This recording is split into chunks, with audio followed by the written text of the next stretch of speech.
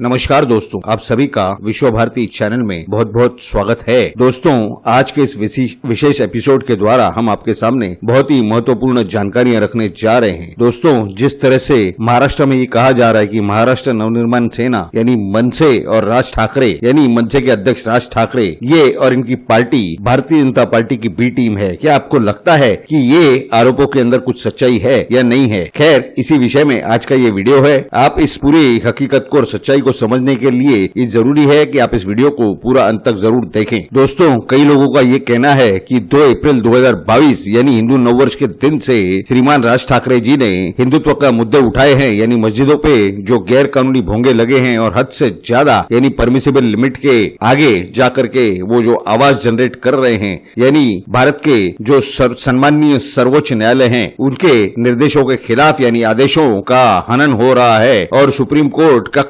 Contempt of court हो रहा है। इस तरह की एक जन धारणा अब महाराष्ट्र में बन चुकी है। क्या इसी वजह से ये आरोप लग रहे हैं या फिर ये आरोपों के पीछे और कोई तथ्य है या और कोई सच्चाई है? ये समझना बहुत ज्यादा और बेहद जरूरी है। दोस्तों, इसे समझने के लिए ये जानना और समझना ठीक रहेगा कि इनके यानी श्रीमान राज ठाकरे जी के जो बयान है या जो कुछ भाषण है या मस्जिदों के सामने हनुमान चालीसा बजाने का जो कार्यक्रम है, इससे किसे लाभ होने जा रहा है और किसे नुकसान होने जा रहा है, ये समझने के लिए हम आपके सामने जो जानकारी और जो सच्चाइयां रखने जा रहे हैं उससे आपको क्लियरली यानी स्पष्ट रूप से ये बात समझ में आ जाएगी कि ये किसका खेल हो सकता है और ये किसने खेला हुआ होगा और इसमें से किसका लाभ होने जा रहा है। दोस्तों, वैसे तो एक बात स्पष्ट रूप से सत्य है कि महाराष्ट्र के अंदर भारतीय जनता पार्टी का फायदा यानी मनसे महाराष्ट्र नवनिर्माण सेना का नुकसान रहा है। जैसे कि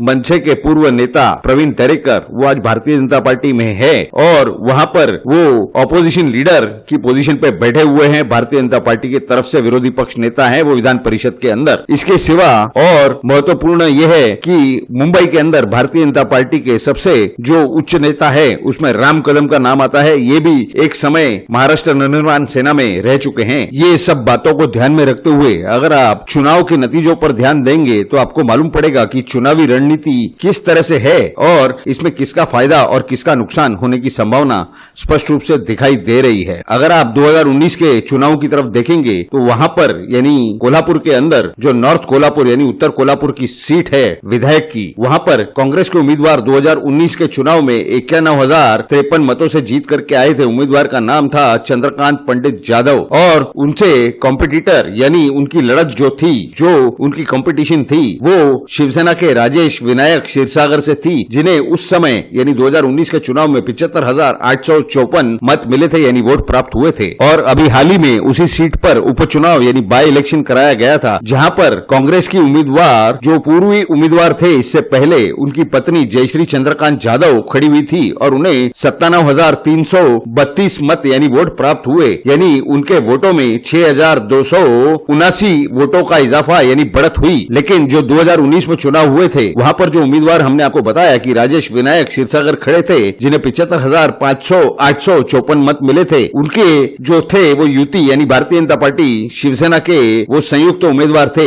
इस समय कांग्रेस की जो लड़ाई थी, लड़त थी, कंपटीशन थी, वो भारतीय जनता पार्टी के उम्मीदवार सत्यजीत कदम, जिन्हें प्यार से नाना कहा जाता है, उनके साथ थी। और उन्हें जो प्राप्त हुए मतदान वो है 78,025 यानी 78,025 वोटों से उन्हें प्राप्त हुए। यानी उनके जो ये पूरी परिस्थिति थी यानी शिवसेना और भारतीय जनता पार्टी के जो संयुक्त उम्मीदवार थे उससे भी ज्यादा उन्हें 2,171 मतों की प्राप्ति हुई। तो दोस्तों, अगर शिवसेना का जो मतदार हैं, जो मतदाता हैं, उनके जो वोट है वो कहां गए, ये सबसे बड़ा सवाल है। वो कहां लुप्त हो गए? क्योंकि अगर जिस तरह से शिवसेना राष्ट्रवादी कांग्रेस और कांग्रेस पार्टी के साथ सत्ता में बैठी है और शिवसेना के जो अध्यक्ष हैं, जो आज के तारीख में महाराष्ट्र के मुख्यमंत्री हैं सम्माननीय उद्धव ठाकरे, ये इन्होंने सीधा सीधा अपील की थी वहां के मतदाताओं से और कार्यकर्ताओं से कि कांग्रेस के उम्मीदवार के समर्थन में मतदान करना है। इसके बावजूद ऐसा कोई इजाफा कांग्रेस के उम्मीदवार के वोटों में स्पष्ट रूप से दिखाई नहीं दे रहा है। यानी जो 6,200 के आसपास की जो बढ़त है वो तो एक सिंपैथी वेव है। यानी उनके पति, ये उम्मीदवार के पति जो जिनकी मृत्यु हो गई और उनकी जगह पर उनकी पत्नी खड़ी थी, इस वजह से वो 6,279 वोटों की उन्हें बढ़त प्राप्त प्राप्त हुई। यानी इसमें स्पष्ट रूप से दिखाई दे रहा है कि शिवसेना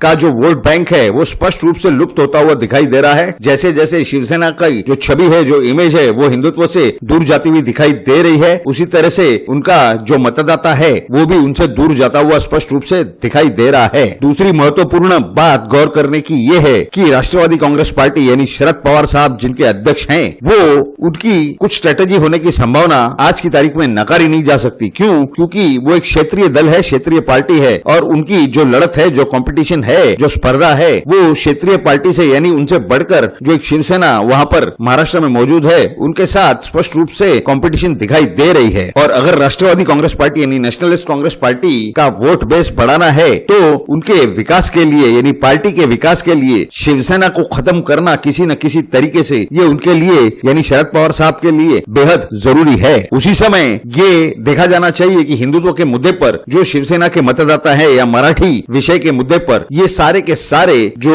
वोटर हैं, जो मत हैं, जो उनके वोट हैं, ये भारतीय जनता पार्टी के अगर पाले में जाते हैं तो ये राष्ट्रवादी कांग्रेस पार्टी के लिए बड़ा नुकसान साबित हो सकता है, क्योंकि राष्ट्रवादी कांग्रेस पार्टी ये भारतीय जनता पार्टी की विरोधक है। तो ऐसे हालात के अंदर ये बहुत जरूरी है कि भारतीय जनता पार्टी के सामने एक और उम्मीदवार यानी एक और दल या एक पार्टी, एक हस्ती खड़ी की जाए और महाराष्ट्र नवनिर्माण सेना का वहां पर खड़ा होना यानी ये एक रोड़ा है, यानी दुश्मन को नुकसान पहुंचाना, एक तीर से दो निशान, एक तरफ शिवसेना उनको घायल करके नुकसान पहुंचाना और दूसरी तरफ वही मतदाताओं को भारतीय जनता पार्टी में के फेवर में के पक्ष में सीधा सीधा मतदान करने से रोकना और उनके कई सारे वोटर यानी मत, ये वोट, ये मन से यानी महाराष्ट्र नवनिर्माण सेना की तरफ डाइवर्ट करना, ये राष्ट्रवादी कांग्रेस पार्टी के लिए बहुत ही फायदे की स्ट्रेटेजी स्पष्ट रूप से दिखाई दे रही है। तो ये जो सारी जानकारी है इस विषय में आपकी खुद की क्या राय है? क्या राज ठाकरे के खड़ा होने के पीछे शरद पवार की संभावना होने की अस्तित्व की कोई गुंजाइश है या नहीं है? दूसरी बात कि